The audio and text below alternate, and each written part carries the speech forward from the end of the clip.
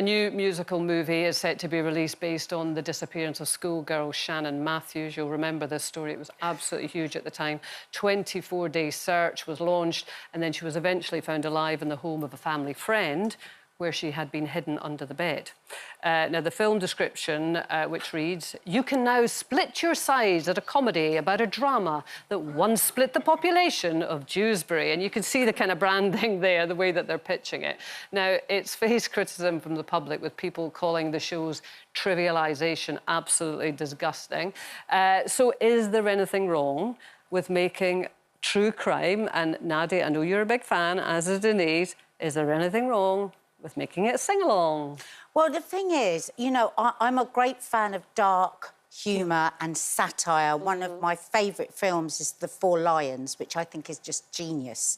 And it's funny, but it's also showing us the horror and sometimes the innocence of some people that are radicalised. The producers as well. Yeah. So because I haven't seen this film, I wouldn't want to just go, but the subject matter for me is too much. This is a young girl that went through absolute hell, that is still here. Yeah. And imagine that you see your trauma as a sing-along.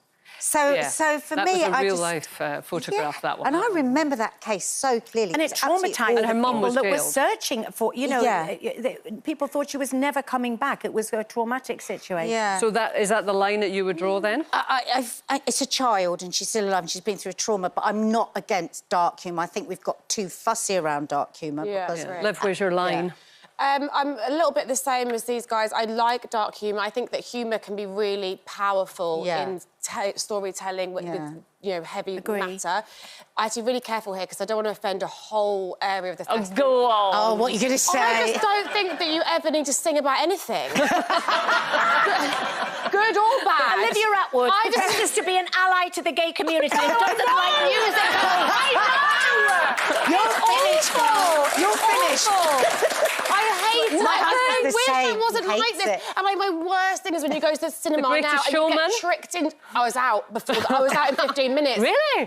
2 songs in the first, I count them in and go, this is going to be like this the whole way through, I've got to go.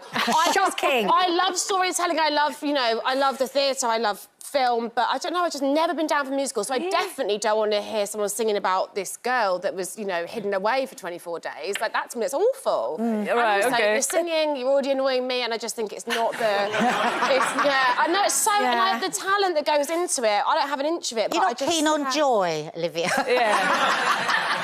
No, but in material form, we're talking about the humour, and we're all saying that sometimes dark humour can be used to great effect. To really, as you say, to tell a story. Maybe it's the singing. Maybe it's the singing, not the humour. Well, no, the singing for me is the humour. I don't mind. It's how do you sing that? I'm just imagining like jazz hands finding her under the bed. Well, I don't know. I think Well, no, that is one of the... That is... I don't even want to say it, but that title that you joke about is actually in the show. And again, like you, I haven't seen it. It was a big hit for whatever reason at the Edinburgh Festival. I am a huge true crime fan, but more about the... I don't laugh at it, more about the psychology behind it, why things happen, blah, blah, blah. And sometimes I worry about my true crime obsession. But one of the... we worry about it too, Denise. But one if not the, certainly was a year or two ago, the most popular crime podcast in the world is called My Favourite Murder. And it's 2 women who now sell out arenas doing their podcast live in America. I can't remember the names of the girl.